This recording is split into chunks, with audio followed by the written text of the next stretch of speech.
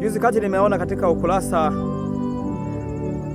wa Clouds Media wameposti pale kwamba nini kifanyike ili kukomesha au kuondoa kabisa tabia ya kutukanana ama matusi mitandaoni. Nini kifanyike? Wewe unafikiri nini kifanyike? Lakini kabla hatujasema nini kifanyike, unafikiri chanzo cha matatizo haya kiko wapi? Nakumbuka wakati nasoma sekondari, tulikuwa tunafanya midahalo sekondari, debating.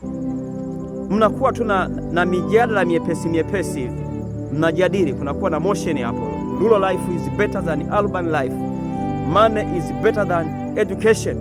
Sasa hapo mnaanza kujadili, wanaokubali, wanaokataa. Unaleta hoja yako, kwa nini unakubali, kwa nini unakataa?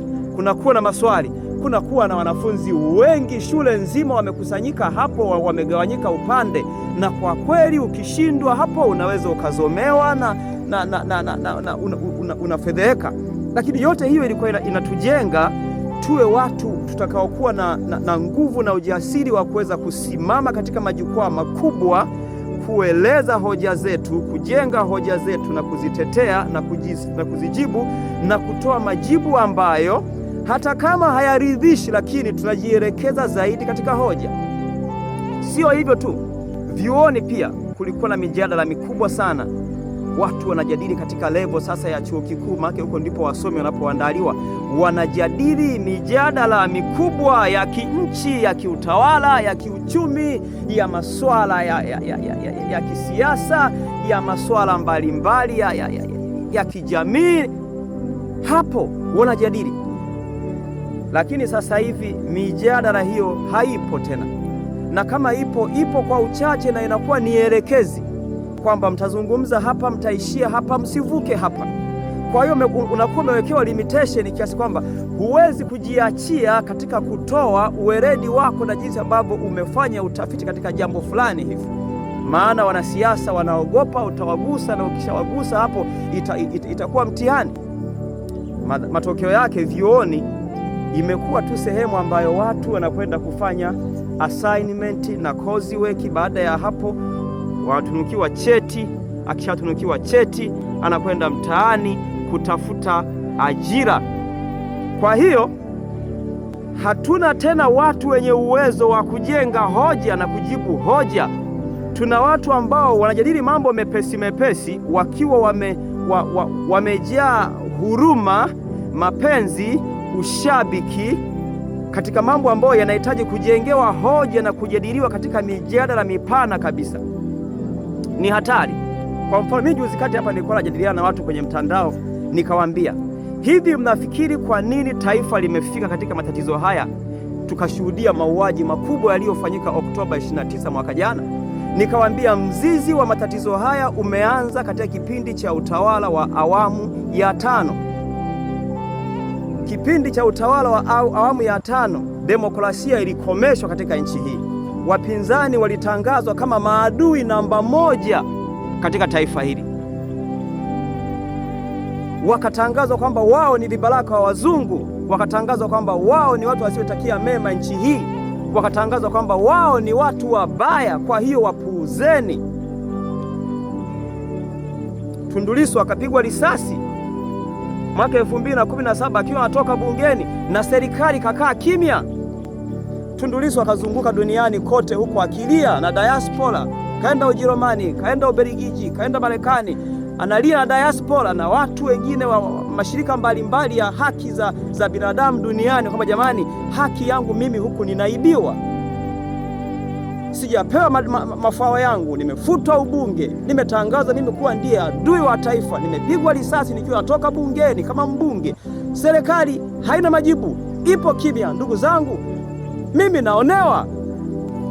Serikali ikasimama ikasema, mpuuzeni huyo. Huyo ni kibaraka wa wazungu, huyo ni mwanaharakati, huyo ni mchochezi, ametumwa na wazungu ili aharibu taswira ya uongozi wa rais wetu mpendwa, Rais Magufuli.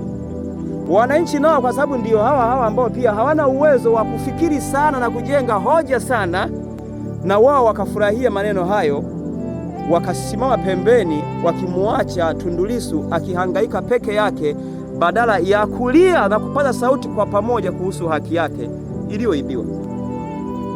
Kwa hiyo tumekuwa na taifa ambalo watu wake hawana uwezo wa kujenga hoja na kujibu hoja, kwa sababu uwezo huo umeshaondolewa kwao taratibu, na hatimaye hawana kabisa huo uwezo. Matokeo yake tuna watu washabiki tu. Wananchi hawako tayari kushiriki midahalo mikubwa ya kinchi. Kwa hiyo Tanzania hakuna midahalo, kuna hotuba za viongozi na ujuaji mwingi. Kila mtu anajua kila kitu, na wengine wanasapoti kila kitu, wengine wanapinga kila kitu, na wengine hawajui kila kitu. Wengine wapo kwenye mipira tu ya Simba na Yanga huko. Yaani ukiwaambia masuala ya kinchi, jamani, nchi inapokwenda na nini, mnaonaje, hayawahusu. Mijadala mikubwa inafanyika bungeni, watu hawana habari, hayawahusu. Kwa mwisho wa siku, Watanzania hawana uwezo wa kujenga hoja na kujibu hoja, kwa sababu kwanza hawayajui hayo mambo. Wanaongozwa na mhemko na mapenzi na ushabiki. Kwa hiyo anaona kwamba ukimsema mtu fulani ni kama umefanya kosa sana, anakutukana.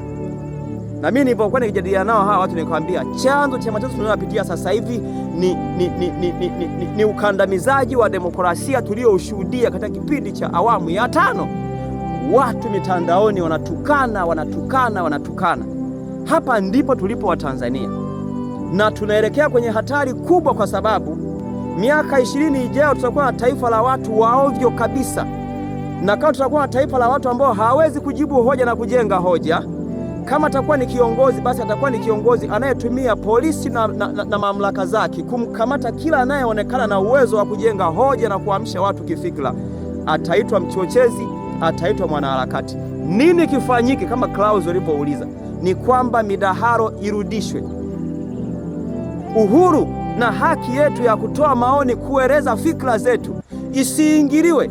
Maana sasa hivi kumechanganywa pamoja haki ya kutoa maoni, kuelezea fikra zako, harakati, vyote vimechanganywa pamoja. Hajulikani nani anatoa maoni, nani mwanaharakati, nani muasi, nani mchochezi. Ukisimama kutoa hoja zako ukasema maneno ambayo watawala hawataki kuyasikia, unaitwa mwanaharakati, unaitwa mchochezi, unaitwa muhaini. Maana yake upo kwenye matatizo. Sasa hii ni hatari katika nchi yetu. Tunaomba haki ya kikatiba ya Watanzania ya kuwa huru kujadili mijadala mikubwa ya kinchi na kuelezea fikira zao izingatiwe na isiingiliwe kwa vitisho, ili watu wawe huru kuelezea fikira zao. Badala yake waache kujibu kwa hasira na kutukana watu mitandaoni. Asanteni. Haya ni mawazo yangu kwamba ni nini kifanyike. Wewe unaona nini kifanyike ili kukomesha tabia ya watu kutukanana mitandaoni? Sema